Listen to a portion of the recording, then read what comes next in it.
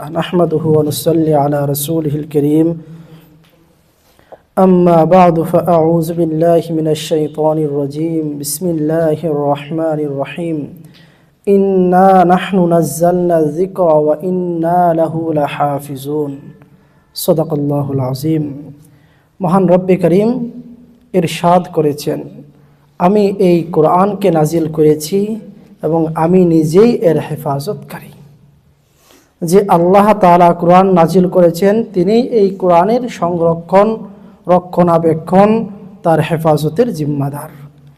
সেই কোরআনুল কারীমের বিভিন্ন বেসিক বিষয়গুলো যা একজন মুসলমান হিসেবে আমার ধর্মগ্রন্থ মহান কালামুল্লাহর যে সকল বিষয় আমার জানা থাকা অপরিহার্য, তা নিয়েই আমাদের মাইন্স ইসলামিক ইন্টারন্যাশনাল স্কুল হিফজ মাদ্রাসা শাখার উদ্যোগে সাপ্তাহিক দরসুল কোরআন এর আয়োজন করা হয়েছে।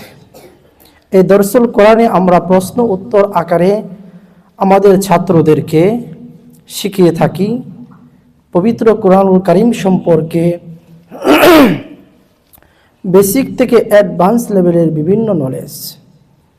আজ 2026 সালের দরসুল কোরআনের প্রথম ক্লাস। এটা শুধু ছাত্ররা দেখবে না, ছাত্র অভিভাবকরাও দেখবে। অনলাইনে ফেসবুক পেজে আপলোড করা হবে, দেশের বিভিন্ন লোক এটা দেখবে। আমাদের এই সিরাত কনফারেন্স থেকে অনুপ্রাণিত হয়ে দেশে আরো হাজারো মাদ্রাসায় এই সিরাত কনফারেন্সের ব্যবস্থা করবে ইনশাআল্লাহ। যারাই করবে তাদের সওয়াবের একটা অংশ আমাদের এই মাইন্স ইসলামিক স্কুল আমরা পাবো ইনশাআল্লাহ। তাহলে আজকে প্রথম দিন আমাদের দরসুল কোরআনে 7টি বিষয় নিয়ে প্রশ্ন উত্তর আকারে আলোচনা করব। তার প্রথম বিষয়, কোরআন শরীফের নাম কোরআন কে রেখেছেন? আল্লাহ তাআলা। দ্বিতীয় বিষয়, এই কোরআন শব্দটি কোরআন শরীফে কতবার এসেছে? কোরআন শব্দটি কোরআন শরীফে 70 বার এসেছে। কতবার?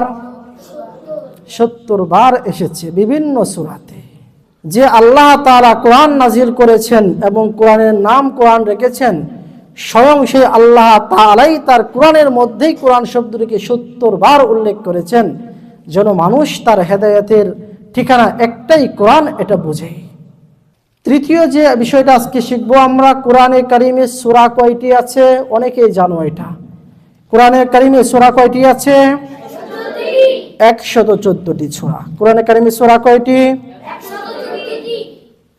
এরপরে বিষয় হচ্ছে কিছু সূরার শুরুতে দেখি সূরাতুল ফাতিহাতি মাক্কিয়া, সূরাতুল বাকারাতি মাদানিয়া।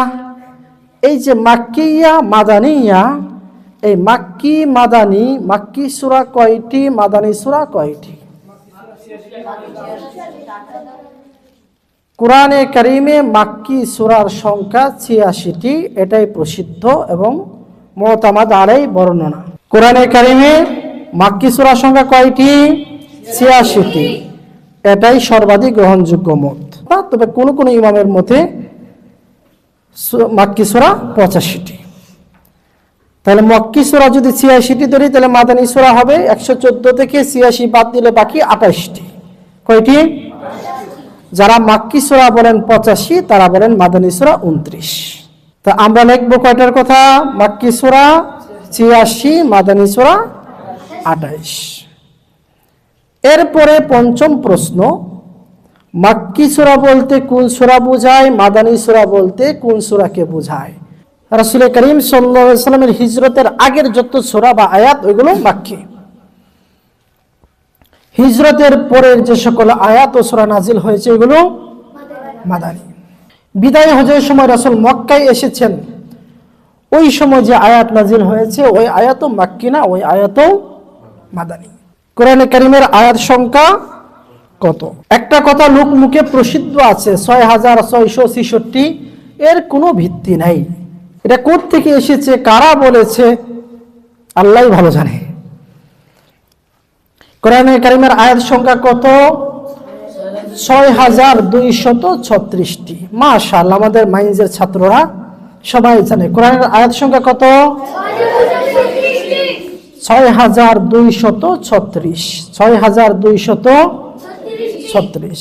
এটাই আহলে কুফার গণনার মধ্যে এটাই সর্বাধিক প্রসিদ্ধ এবং এটাই সবচেয়ে বেশি নুসখার মধ্যে এই গণনাকেই লিপিবদ্ধ করা হয়েছে।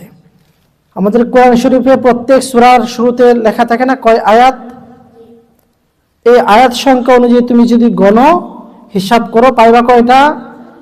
6235টা। কয়টা? আরেকটা কি? বিসমিল্লাহির রহমানির রহিম। এক তো সূরাতুন নামলের এক আয়াতের অংশ, ইন্নাহু মিন সুলাইমানা ওয়া ইন্নাহু বিসমিল্লাহির রহমানির রহিম। এখানে আয়াতের অংশ হিসেবে আছে। এছাড়াও দুই সূরার মাঝে পার্থক্য করার জন্য আল্লাহ তাআলা বিসমিল্লাহির রহমানির রহিমকে আলাদা একটা আয়াত হিসেবে নাজিল করেছেন কোন সূরা ছাড়া। তো আমাদের কোরআনে কারিমের নুসখা যদি গণনা করা কয়টা পাইবা? 6235 সাথে এক বিসমিল্লাহির রহমানির রহিম, তাহলে কয়টা হলো? 6236।